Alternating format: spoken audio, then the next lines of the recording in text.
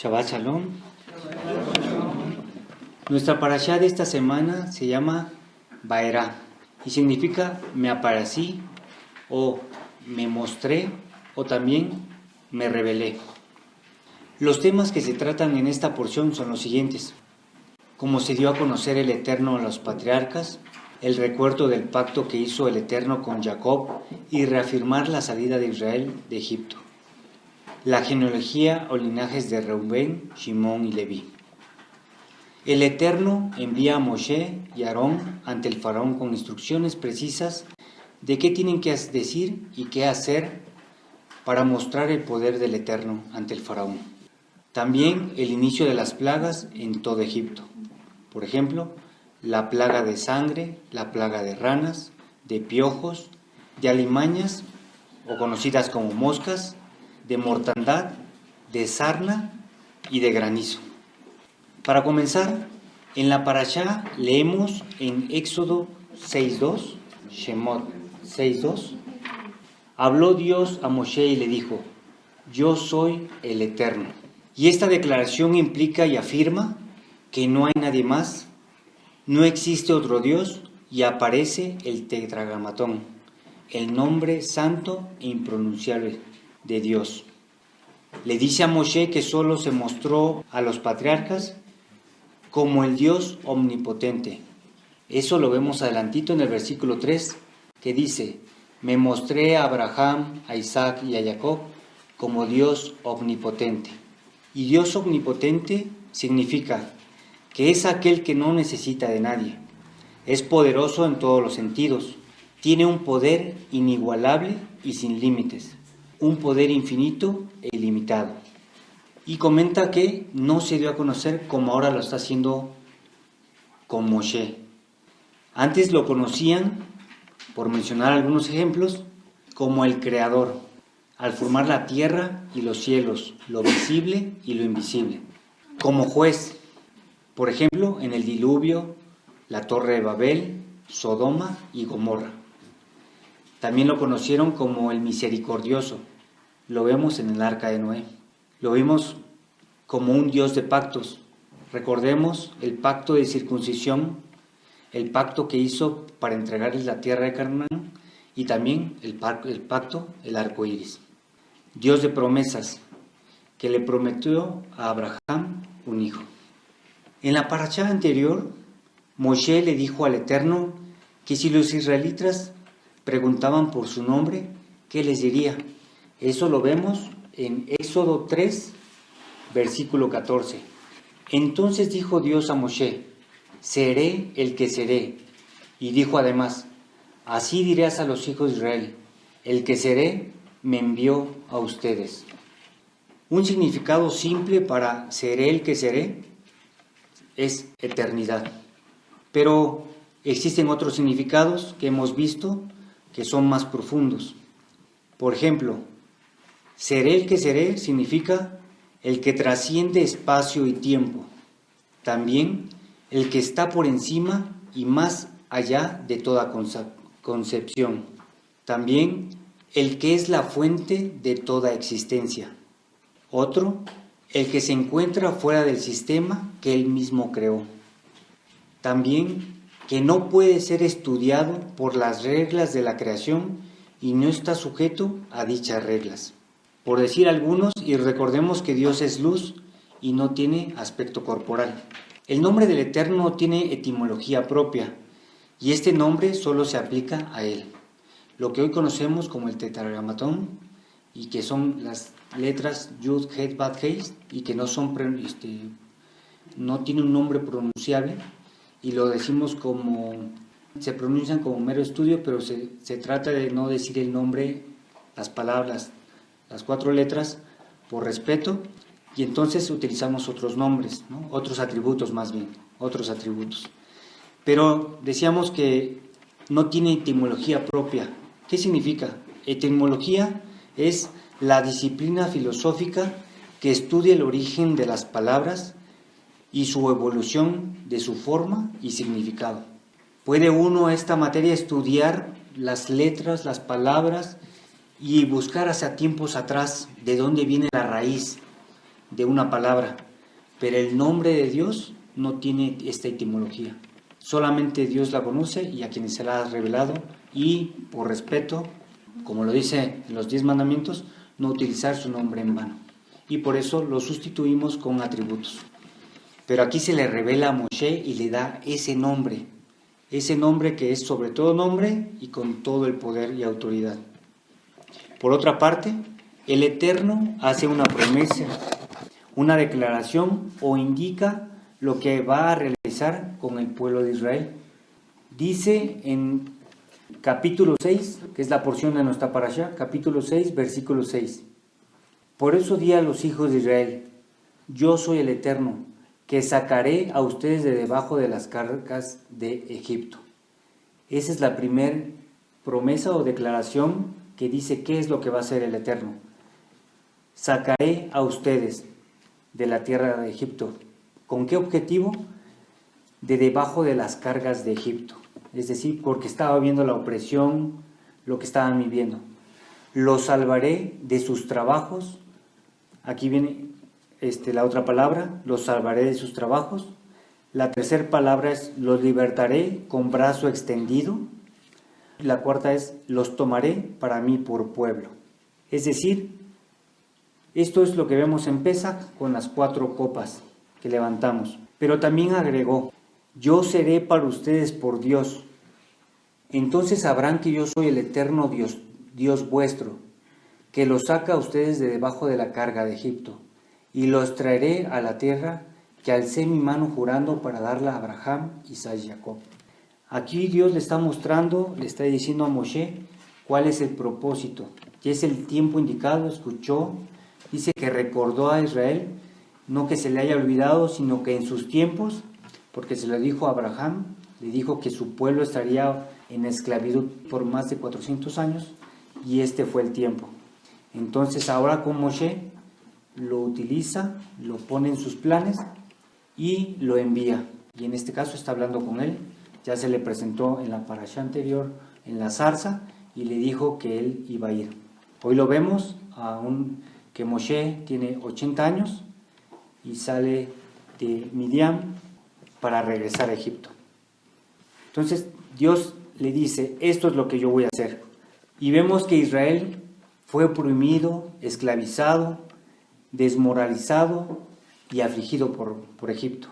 Lo vimos la parashá anterior con Shemot. Egipto no pudo detenerlos para que ya no tuvieran hijos. Lo intentó, trataron de matar a los hijos y no pudieron. Pero tuvo otra estrategia, más fuerte que asesinar a los hijos. Lo que hizo fue que fueran personas negativas, que perdieran la fe, la esperanza, que no creyeran en alguna posibilidad de esperanza a la libertad, que se acostumbraran a vivir de esa manera, esclavos. Entonces, ¿cómo estaba el pueblo?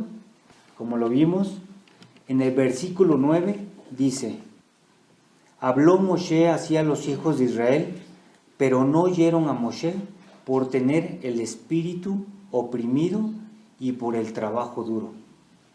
Y lo vimos como el pueblo trabajaba y le daban más cargas y ellos tenían que ir por más cosas y durar más tiempo.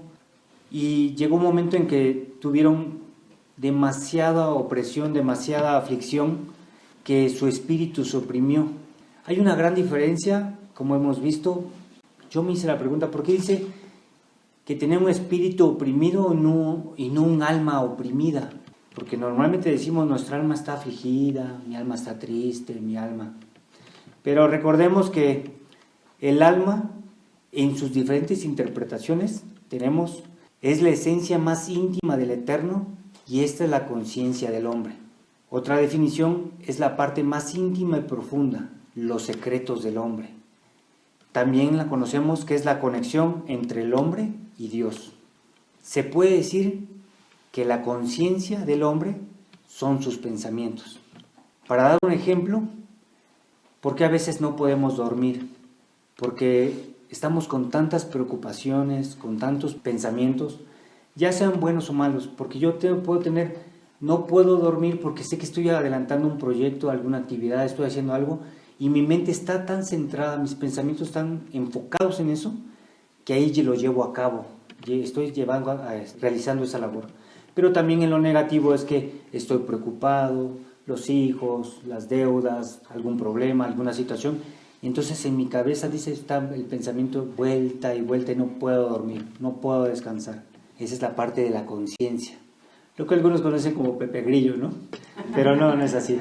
Esta conciencia es esta conexión entre Dios y nosotros. Por eso cuando nos cae el 20, decimos normalmente, es porque nuestra conciencia despierta y dice, ay, sí es cierto, es así, estoy entendiendo. Entonces esta parte está donde también el Eterno habla al ser humano y le dice qué hacer, ¿no? Vemos que el espíritu es diferente. El espíritu es la personalidad de la persona, su esencia, quién es. En una interpretación dice, persona considerada solo desde la perspectiva emocional e intelectual. Por eso conocemos que el espíritu es un espíritu valiente, una persona tímida, atrevida, serio, alegre y que tiene todas estas características, ¿no? Es por ello que vemos cómo el pueblo se rebela o desobedece a Moshe cuando salen de Egipto. Y lo peor, desean regresar a Egipto. Esa es la clave que hizo Egipto. No podía detenerlos en multitud, no podía dejar que tuvieran hijos, que fueran estériles o que ya no tuvieran más, mataran a los niños y dejaran a las niñas, pero hubo otra estrategia, trabajar en la mentalidad, en el corazón, en su estado de ánimo.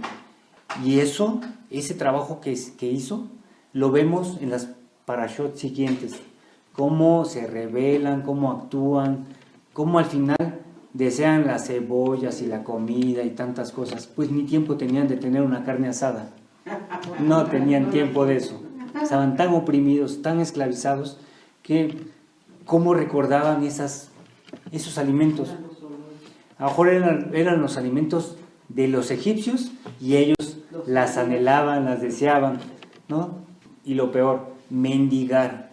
Dios en ese tiempo les da el maná, pero ellos mendigan por algo, añorando algo que ni ellos lo tuvieron, sino que lo tuvieron en Egipto, lo tuvieron los egipcios. Añoraban ni lo que ellos tenían. Ese trabajo lo hizo muy bien el faraón, trabajó perfectamente y tuvo consecuencias muy graves más adelante. Prosigamos con el tema de esta parashá. Vemos a Moshe que le dice al Eterno que soy torpe de labios, pero realmente Moshe tenía miedo de presentarse ante el faraón, estar frente a él y exigirle que permitiera a su pueblo salir, que los dejara salir así en paz. Pero imaginemos a Faraón primero, poder entrar frente al Faraón, poder hablar frente a él, pero también mirar alrededor que tiene un ejército. Él en cualquier momento, él podía ser tomado por los soldados, por la gente, y ser humillado, esclavizado, golpeado, lo que sea. Pero vemos que el Eterno le dice en el capítulo 7, versículo 1, habló el Eterno a Moshe, mira, te he puesto Señor sobre el Faraón, Aarón tu hermano será tu intérprete. Y recordemos a Yosef lo pusieron al segundo al mando, como vicepresidente. Le pusieron el anillo y le dijeron, tú te encargarás de todo, pero no serás mayor que yo. Y lo respetó Yosef, y él vivió así. Así como respetó la casa de Potifar, también lo hizo con Faraón. Pero aquí le dice el Eterno a Moshe, tú serás Señor del Faraón, serás Señor sobre el Faraón. Lo pone un nivel más alto.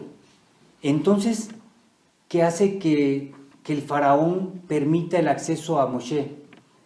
Porque si Dios le dio a Moshe autoridad, presencia, gracia y respeto, porque entonces se está haciendo la voluntad de Dios.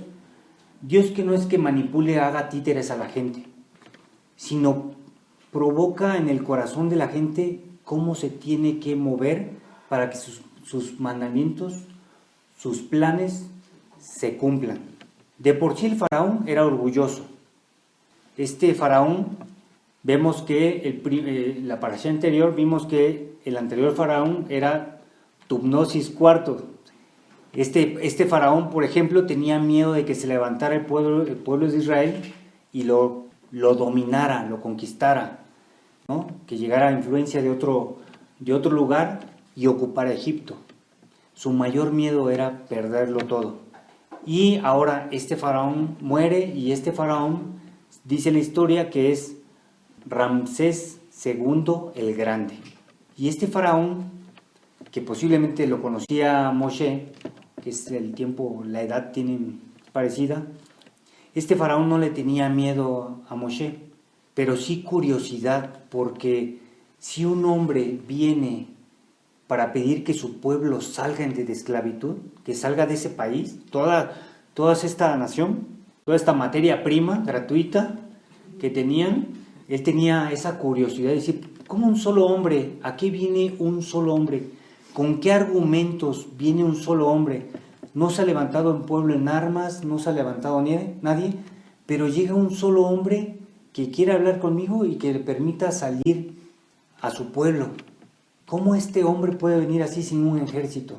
Entonces, el faraón tiene ciertas consideraciones, y el mayor miedo que tiene Moshe, de este miedo a estar cara a cara, pues se desvanece.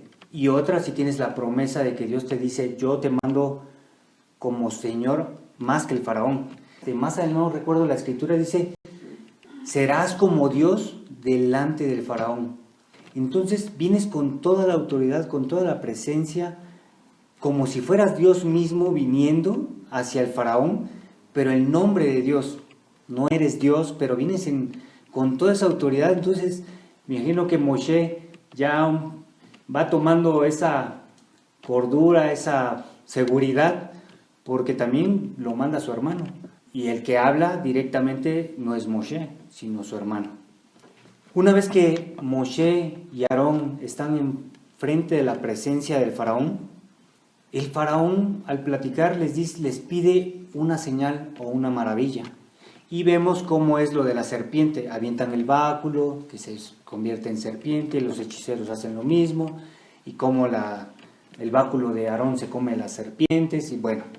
Pero vemos que esto nos demuestra que en Egipto el faraón era un semidios, un hombre que tenía mucho poder, tenía magia, hechicería, tenía poderes extraordinarios, pero al final también tenía un ciclo de vida. Sabían que algún día el faraón iba a morir, que era un semidios, que tenía que cumplir un periodo en esta tierra reinando y después prepararlo para su otro mundo. Y lo sabía la gente, pero la gente en Egipto no cambia mucho con nuestros tiempos. Hoy vemos señales y milagros y sanidades, y no quiero mencionar los nombres, pero ¿cuántas veces hemos visto noches milagrosas? Vemos cómo se maneja la hechicería, la brujería, gente que sana, gente que se restaura, se levanta de silla de ruedas. Y nosotros conocemos perfectamente que Dios es el único Dios sanador, libertador. El diablo no hace milagros, las personas no hacen milagros. Y es complicado el tema, porque Dios, el único que hace todo esto es Dios. Pero también Dios permite la brujería, la hechicería y todo esto. Y lo más doloroso es que Dios permite que se mezcle la verdad con la mentira. ¿Cuántos no agarran una Biblia, utilizan el nombre de Dios o los atributos de Dios, toman al Mesías o toman otros dioses y hacen milagros en su nombre? Por eso el Mesías decía, pero si en tu nombre echamos fuera demonios, en tu nombre hicimos esto. Utilizaron el nombre del Mesías para hacer milagros. Y no es que el Mesías hiciera milagros, pero utilizaron todas estas mezclas de verdad y mentira e hicieron sus milagros. Y lo peor de todo es que traen a la gente engañada. Por eso no nos sorprendemos cómo pastores, ministros son adúlteros, roban, quitan posesiones, hacen de todo. y pueden hacer milagros. Porque yo una vez me lo cuestioné. ¿Cómo es posible que este hombre está en adulterio y ora, impone manos y sana a la gente? Es un choque emocional, un choque de razón, pero te das cuenta que Dios lo permite, Dios lo deja y la gente quiere caminar, pero Dios lo permite para que tú vayas abriendo tus pensamientos y te vayas metiendo más al conocimiento de la Torá y dejes los caminos erróneos. Pero así en esos tiempos era lo mismo. Sucedía que la gente lo mismo veían al faraón y decían, este es un dios, este hace tales cosas. Presentaba a sus hechiceros y hacía lo mismo. Y entonces la gente adoraba al faraón, lo seguía. Y el faraón, que si tenía tanto poder, brujería y tantas cosas, dice, ¿qué otro dios, qué otra persona podría presentarse conmigo y hacer esas cosas? Tendría que venir alguien con poderes y hacer algo así. Y la primer señal que le pide el faraón a Moshe, pues muéstrame una señal. Y Dios lo preparó antes y le dijo así, saca el báculo, aviéntalo y van a hacer esas cosas, y así sucedió. Por eso vemos que no cambia mucho la historia de esos tiempos con las de ahora. Y Dios muestra ahí una pequeña señal, una manifestación del poder de Dios mínimo. Bueno, para nosotros sería convertir una vara en serpiente, es algo sorprendente, pero para Dios es algo mínimo, porque los hechiceros lo replicaban, ¿no? Y esto lo vemos con respecto a las plagas. Una vez que salen, Dios entonces empieza a trabajar y vemos cómo inician las plagas. La primera advertencia de una plaga es la plaga de la sangre. Convertir el río Nilo, este río, en sangre. Pero se preguntó por qué inicia convirtiendo las aguas en sangre. ¿Por qué inicia con el símbolo de la sangre? ¿Por qué sangre? La Torá dice que en la sangre está la vida. También nos dice que no debemos comer sangre. No debemos derramar sangre de otro ser humano. Como vemos, también la sangre es un pacto, como lo vimos con Séfora en la parasha anterior, cómo salva Séfora de la muerte a Moshe circuncidando a su hijo, derramó sangre. Y cuando sucede el milagro de convertir las aguas en sangre, dicen los científicos que en ese momento las aguas se contaminaron debido al exceso de algas rojas que libera toxinas y tiene un aspecto rojizo. Estas algas abajo se llaman toxinas, se levantaron y marcaron todo en rojo, ¿no? Que por ello murieron todos los animales de los peces. También, ¿por qué inicia? Una, es con sangre, y ¿por qué inicia en el río Nilo? Tiene un propósito. El río Nilo era el sistema económico de Egipto, era el principal canal de comunicación de mercancía, barcos y todo esto. Y entonces también Dios golpea, por así decirlo, el sistema económico, el acceso económico hacia Egipto. Y esta plaga tiene una duración solamente de 7 días, a diferencia de las otras plagas. Esta plaga solamente cuando Aarón le pegan al agua y se empiezan a convertir en sangre.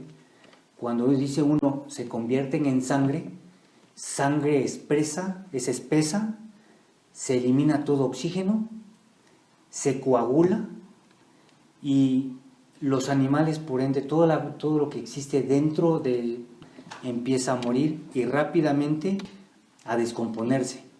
No dura tanto como el agua, que muere el pez, y el agua le da un poquito más y las bacterias del agua y todo, un poco más de duración. En la sangre no, la sangre se coagula más rápidamente y se pudre, es mucho más rápido. Vemos como el agua se convierte en sangre, no nada más el río Nilo, sino en todas las fuentes de acceso de agua para beber dentro de Egipto.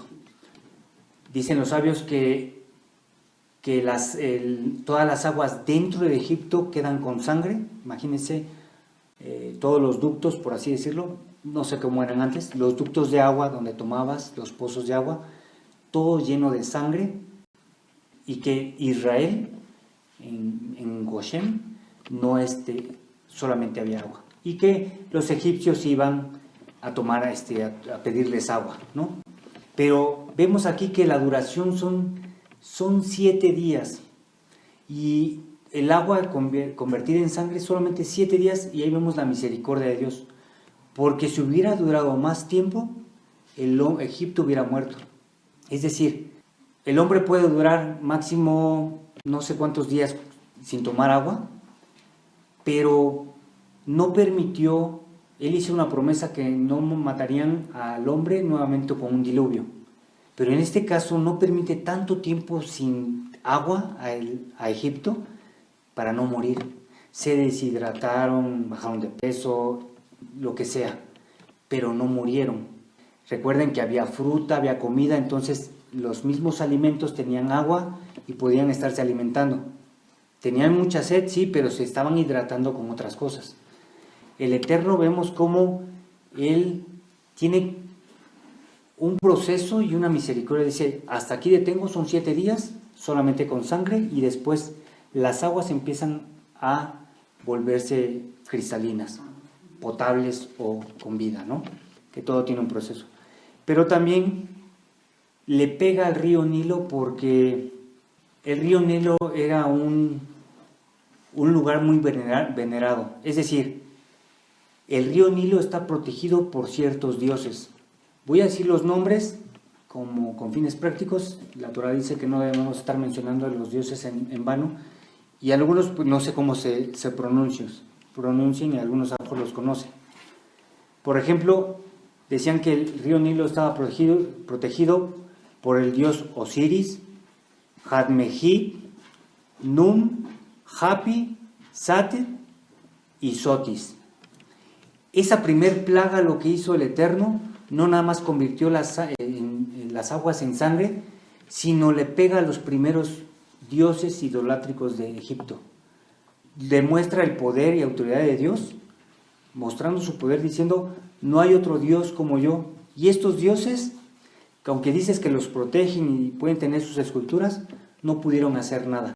Aunque los hechiceros hicieron el cambio de hacer las mismas aguas en sangre, ¿por qué no revirtieron en vez de sangre a agua? Pusieron replicar lo mismo, pero hacerlo al revés. Dice, tú lo convertiste en sangre, yo lo convierto en agua para que no me afecte.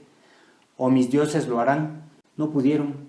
Solamente replicaron, pero no hicieron lo contrario. Y aquí le pega directamente a los primeros dioses de Egipto. No voy a ahondar más en los dioses. Vemos algunos que, por ejemplo, la plaga de las ranas es la diosa de la rana llamada Eket o Heket. Era una protectora, promotora de la fertilidad, ayudante del difunto durante el paso a su nueva vida.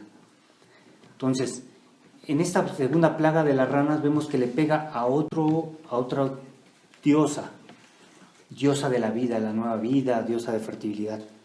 Plaga de los mosquitos, los piojos y las pulgas, le pega al dios Geb, que controlaba los animales silvestres, los insectos, conocido como Horus en su forma infantil. Entonces, en su forma infantil era conocido como Horus, pero en ya adulto como Geb. En la plaga de las moscas o alimañas, le pega a la deidad Duaur, encargada de purificar el rostro del faraón. Era para que se mantuviera joven, ¿no? Del eterno, ¿no? En la plaga del ganado, le pega a la diosa Hathor o Hathor. Estaba representada por una vaca con un disco solar, no me acuerdo si lo han visto, un disco solar en la parte de arriba o en la boca, no me acuerdo. Y se asociaba a la renovación y a la fertilidad. Y también está el de la sarna o las úlceras. esta no le pega tanto a un dios, sino le pega, o más bien se tiene entendido o se dice que esta plaga de la sarna o las úlceras es un castigo a los egipcios por prohibir el descanso a los hebreos. Ellos trabajaban arduamente por conseguir paja y hacer los ladrillos, hacer todo esto, y no descansaban. Entonces se dice que esta plaga básicamente fue porque no podía, un hebreo no podía ni rascarse para descansar, ni rascarse, ¿no? Y así vemos las siguientes plagas, pero lo que yo quiero concluir, vemos cómo Dios se da a conocer con un hombre y empieza a manifestar todo su poder. Todo esto mandando a Moshe y Aarón. Y la reflexión que quiero llegar es: debemos entender que el Eterno te ha elegido, se dio a conocer a ti, mostró su poder contigo. Tú sabes de dónde te sacó, qué hizo por ti, cómo te introdujo a su camino y a su Torah.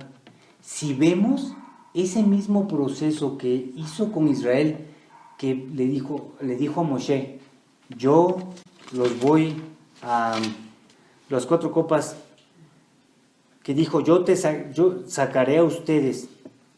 Es decir, ¿dónde nos encontrábamos nosotros? Cuando el Eterno se empieza a dar a conocer con nosotros, ¿dónde estábamos? ¿Cómo estábamos viviendo? ¿Qué circunstancias teníamos?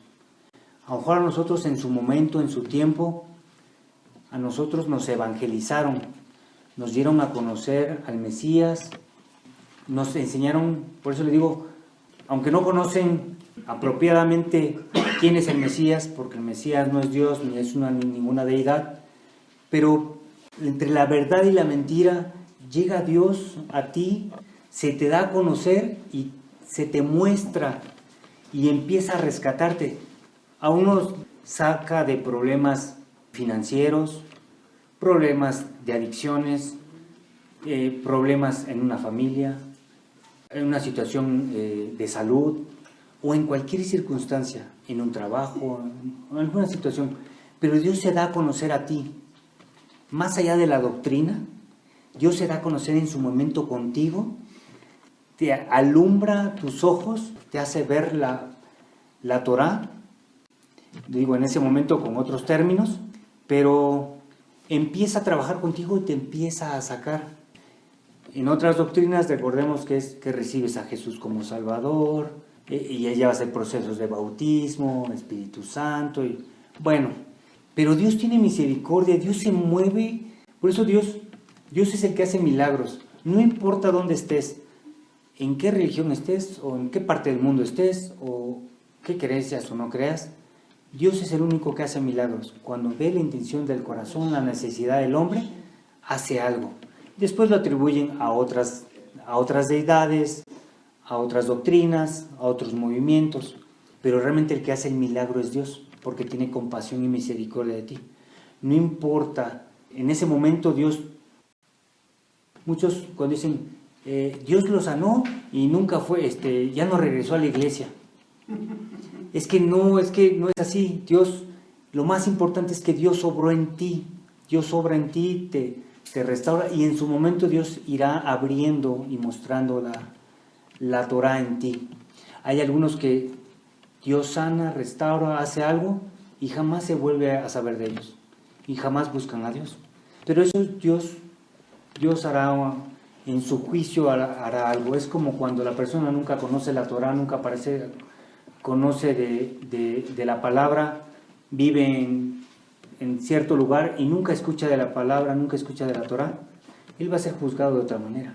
Porque aparte nosotros tenemos en nuestra conciencia el discernimiento entre el bien y el mal. Y esa va con un criterio justo, Dios va a juzgar al hombre, ¿no? Pero volviendo al tema, es que Dios se da a conocer a ti. Posteriormente nosotros empezamos a conocer y Dios hace un pacto contigo. Con los hombres, bueno, los hombres tenemos que hacer 2 pactos, por así decirlo, ¿no?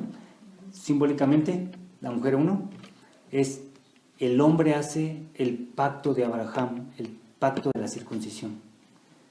Pero también hacemos el pacto de la circuncisión del corazón, que ese lo tenemos que hacer todos, porque es muy sencillo hacer por así decirlo, ¿no? Es sencillo hacer el pacto de circuncisión, ¿no? Con el miedo, pero haces el pacto de circuncisión y listo, ¿no? Ya eres parte del pueblo, ya tienes un pacto directo con Dios, pero hacer el pacto de la circuncisión del corazón es el más difícil, porque ahí es donde entregas todo tu ser, todos tus temores, entregas tu vida completamente a Dios, te rindes a Dios. Sí, tienes decisiones buenas y malas, emociones, haces muchas cosas, pero si te das cuenta, si ves tu camino, ves cómo Dios se presenta a ti, se da a conocer a ti, se da a conocer y empieza a trabajar contigo. En algunos lo rescata tan rápido, hace un milagro, hace una restauración tan rápida, y en otros lleva un proceso. Pero el objetivo que menciono es cómo vemos cómo Dios ya tenía en sus planes también, cuando hizo el pacto, entregó la Torá en el monte Sinaí, y le dice, no nada más será para ti, sino también a los que siguen los siguientes siglos. Estábamos contemplados nosotros. Hayamos o no nacido en el pueblo de Israel, también nosotros ya nos hizo parte de su pueblo y ya nos tenía en mente, ¿no? Un propósito. Y entonces Dios ha sido fiel contigo. Él te ha libertado, nos ha liberado en las buenas y en las malas, en buenas y malas decisiones, pero vemos cómo Dios es un Dios respetuoso. Dice, tienes libre albedrío, puedes tomar tus caminos, puedes tomar tus decisiones, encaminarte, pero llega un momento, y ahí es cuando tú te das cuenta que Dios tiene un pacto contigo, porque cuando esa persona no se ha tomado las cosas en serio con Dios o algo, puede encaminarse un mal camino y Dios hará juicio o no lo hará. Pero cuando Dios te toma a ti y tú tomas una decisión y tú caminas mal o decides mal, o por así decirlo, es un ejemplo absurdo, pero llega un momento en que Dios es tan celoso y dice, te agarra y te dice, ya basta de que vayas por este camino, basta, y empieza a jalarte y empieza a traerte nuevamente a la Torah con disciplina. Es cuando ahí te das cuenta que Dios te ama mucho, pero también que hizo un pacto contigo y que no lo va a romper. Seremos juzgados según nuestros actos, según nuestras palabras, al final, sí. Pero Dios dice, levanté mi mano y le prometí a Abraham, Isaac y Jacob. Bueno, es un antropomorfismo, ¿no? Que levantó su mano, que no tiene mano, pero dice, yo prometí esto y yo lo voy a cumplir.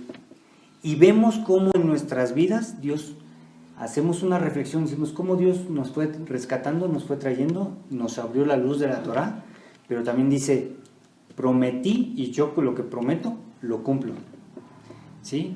Yo hago todo porque soy un Dios que ama, se entrega, pero también soy un Dios celoso. Entonces aquí vemos cómo empiezan las plagas, no nada más demostrar su poder, sino respaldar su nombre. Lo que está haciendo el Eterno es respaldar su nombre, respaldar su autoridad. ¿Qué Dios se puede levantar ante el Dios Supremo? ¿Qué otros dioses que conocemos? Los dioses que conocemos, las vírgenes, tantos ídolos y tantos. ¿Ellos pueden levantar su mano, se pueden luchar y pueden pelear? Ninguno. Los hombres y mujeres tienen que pelear por sus ídolos, porque ellos ni se levantan, ni hacen nada. Y Dios se levanta y dice, levanta su mano y dice, yo peleo, yo te voy a sacar,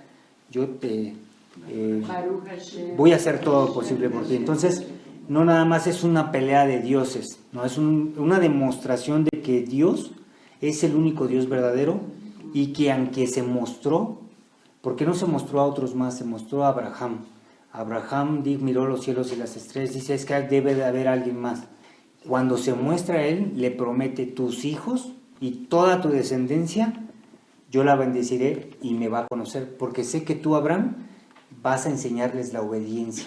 Y esa enseñanza, ese pacto en el corazón, se fue trasladando de generación en generación, ¿no? Por eso aprendemos en esta parashá que en medio de nuestro Egipto, Dios nos mostró su poder, y lo que más desea de nosotros es la obediencia. ¿Qué sucede?